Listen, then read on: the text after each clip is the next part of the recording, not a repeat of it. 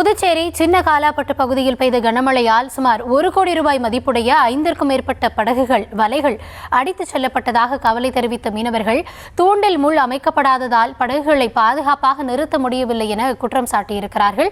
இதுகுறித்த விவரங்களோடு இணைகிறார் எம்முடைய செய்தியாளர் கிருஷ்ணா. வணக்கம். இந்த தூண்டில் முள் அமைக்கப்படாததால தான் இதுபோன்ற பாதிப்புகள் ஏற்படுவதாக மீனவர்கள் சொல்றாங்க. இது தொடர்பாக ஏற்கனவே கோரிக்கையானது அரசுக்கு விடுக்கப்பட்டிருந்ததா? என்ன கூடுதல் விவரம்?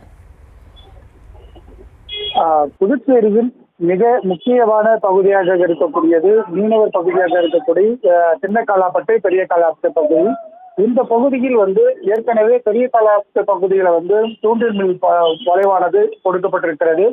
அதே போல சின்ன காலாப்பட்டு பகுதியிலும் தூண்டில் முள் வளைவு அமைக்க வேண்டும் என கோரிக்கை வைத்திருக்கிறார்கள். இதற்காக புதுச்சேரி அரசு நடவடிக்கை எடுத்து வருகிறது. ஆனால் தற்போது 24 மணி நேரம் பெய்த மழையின் காரணமாக 21 சென்டிமீட்டர் மழையானது பெய்திருக்கிறது. இதனால் அந்த சின்னக்காலாப்பட்டு பகுதியில் வெள்ளம் போல் இந்த ஈசிஆர் சாலையில் பெருக்கெடுத்து ஓடியதன் காரணமாக அந்த பகுதியில் மட்டுமே கிட்டத்தட்ட 10 சென்டிமீட்டர் மழையானது பெய்ததன் காரணமாக அந்த சின்ன காலாப்பட்டு பகுதியில் இருக்கக்கூடிய அந்த தண்ணீர் அனைத்துமே கடல் பகுதிக்கு செல்லக்கூடிய சூழல் ஏற்பட்டிருக்கிறது. இதனால் அங்கே நிறுத்தி வைக்கப்பட்டிருந்த படகுகள் 5க்கும் மேற்பட்ட படகுகள் உயர் ரக வலைகள் எல்லாமே அடித்து செல்லப்பட்டிருக்கிறது. 1 கோடி ரூபாய்க்கு அளவிற்கு இந்த பாதிப்பானது ஏற்பட்டதாக அந்த பகுதி மீனவர்கள் குற்றச்சாட்டுகள் முன்வைக்கிறார்கள்.